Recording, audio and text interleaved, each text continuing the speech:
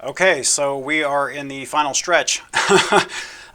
So we, in the previous video, went through Portrait Pro. It was a little bit longer video because we had a whole lot more to go into, a lot more in depth. So if you want to know all the stuff that I went over, make sure to go back and watch that video.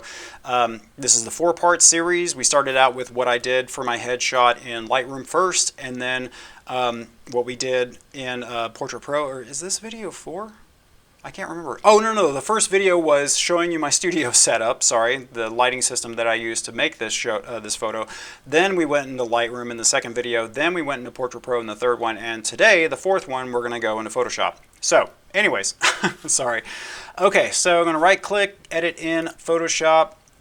And let's see. I always edit a copy just in case, because, I mean, I have a whole lot of copies of the same photo, but it's kind of like, you know, the history tab or whatever.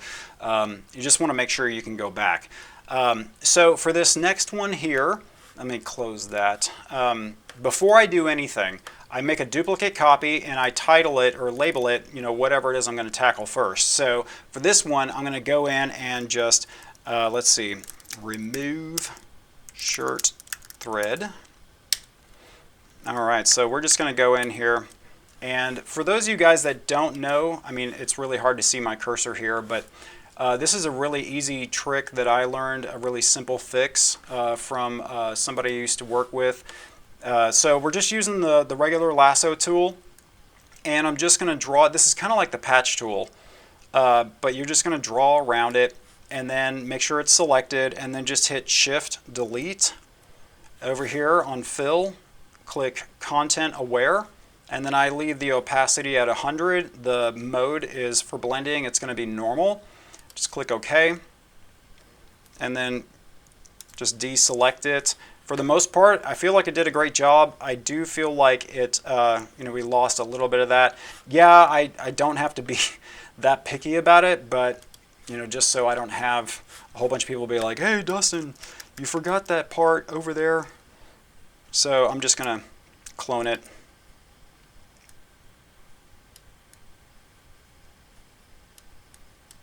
There we go. Good enough.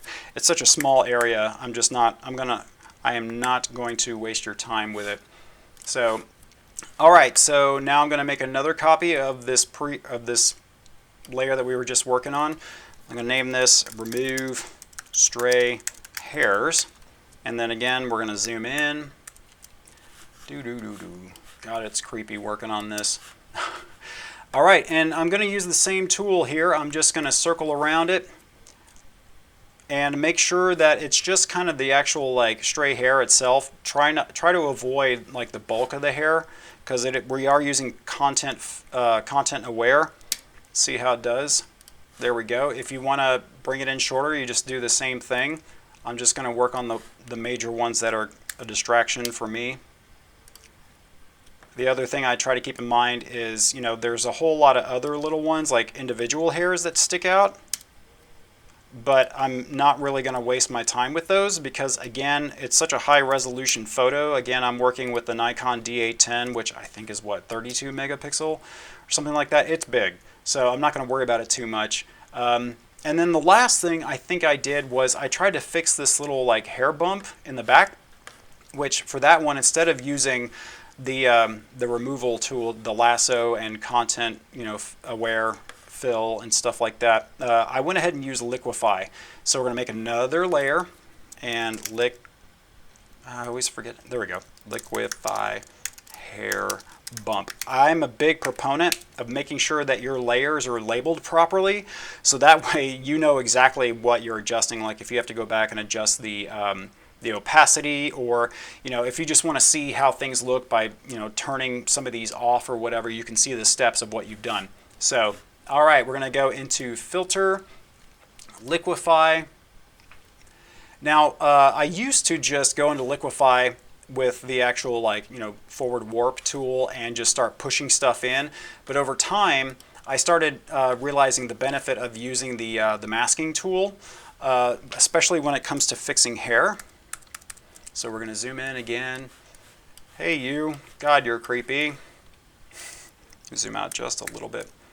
And I'm going to bring this down. Now what I'm going to do is I'm just going to keep this inside the bulk of the hair. I don't want it to extend beyond the majority of the hair to where it also includes like the individual stray hairs, because if it does, then if you go in and start to liquefy that area, you're going to see this really weird kind of like, it's going to look more obvious. So because again, we are just trying to fix the hairs that are sticking away from the majority of the rest of the hair. So I'm going to bring that down. Let me go in and just erase a little bit. Notice, this is what I'm talking about. Like this little space, this little area right here, I'm going to go in. For me, I don't want to include that in my mask, because once I actually go in with the actual forward warp tool, then it looks weird. Just take me at my word. Okay, go back to the masking tool. And again, just keeping it inside the border where the majority of the hair is. Because if we use the warp tool and we start, pushing everything in, then, we want that space to look like it's naturally compressing with all the stray hairs that are sticking away from the majority of the hair. Because if some of those are frozen, then it's just, again, trust me. Okay, so now for the fun stuff. And this, for me, I just go nice and easy with it. For those of you guys that might be wondering, my density is set to 50. I never really adjust it. I just leave it at that. Pressure is at 100. Why? I don't know. It's just what I do. Now, for the least obvious liquifying that you do in here, the bigger brush is going to work better.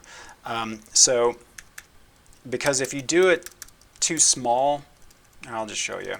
If you do it too small, it's going to be like that. Maybe not as dramatic, but using the bigger one just makes it look a little bit more natural. Oh, you know what I forgot to do? I'm sorry, guys. I am supposed to fill this area in too, because the outline, even if that's, if that part's frozen but the inside is not, then you might accidentally start warping whatever's inside the boundary area as well. So, whoops, I forgot. Okay, so I'm going to go nice and big with it. I don't want to bring the center of the brush all the way up against the edge of the image, because it'll start pulling the edge of the image down. So I'm actually just going to keep the pretty much like the center of the brush right around what I want to fix. So let's see what that does. Of course, just eating my words. Let me go. All right, let me go back. Okay, so I am going to need a smaller brush. There we go. And then bring this in just to make it look a little bit more natural. All right, let's see if I can make the mask go away. No, okay. Anyways, so I think that looks about as natural as we're going to get. Anything more than that, it's going to have like a perfectly smooth edge around the hair, which in my opinion never looks good. It looks totally fake. So, okay, click OK. All right, and let's just see the difference. All right, big difference.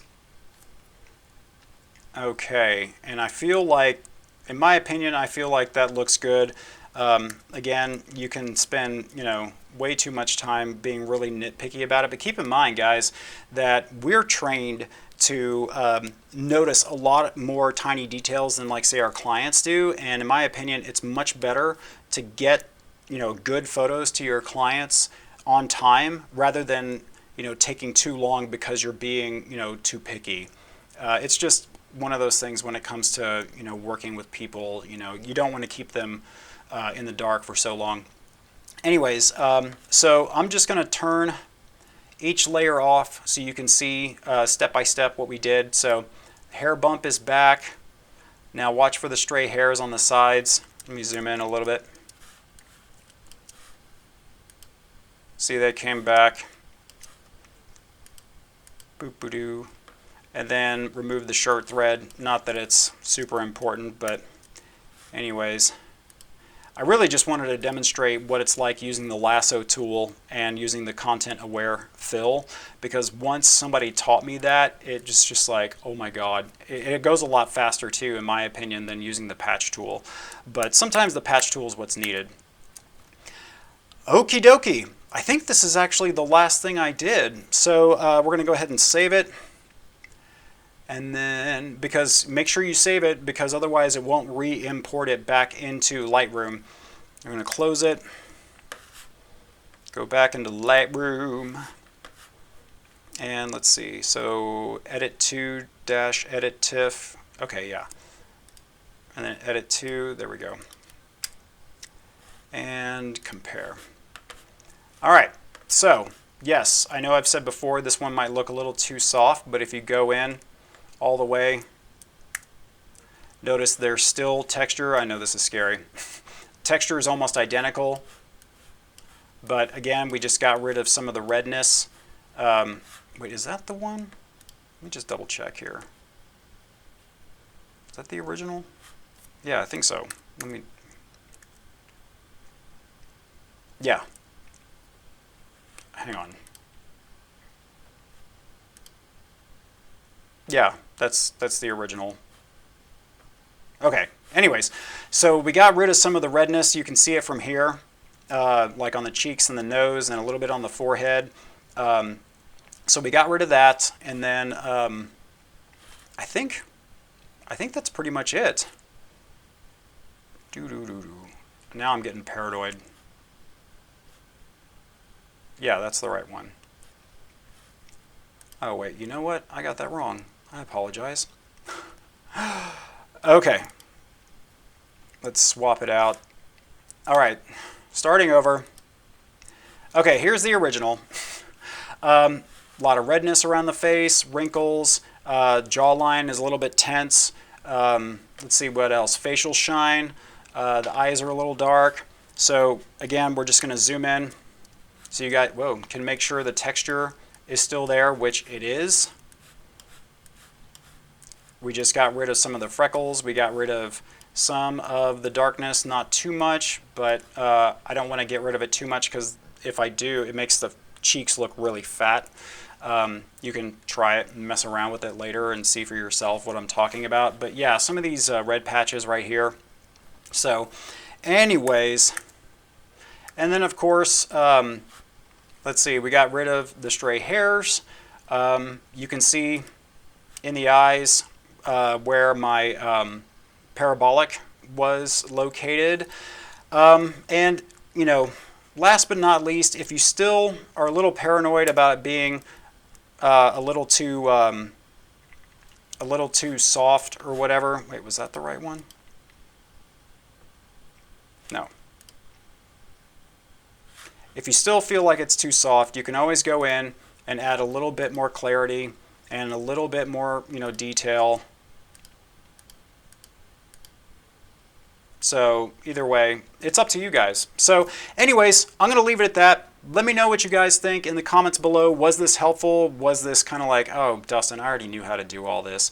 If you have questions, again, leave them in the comment box, so I'll do my best to answer them. If it takes a while for me to get back, it's because I'm working. But if you guys know some of the answers, or if you have some tips or ideas that you've learned from using this method, please feel free to share it with everybody, because that's how we grow and that's how we learn.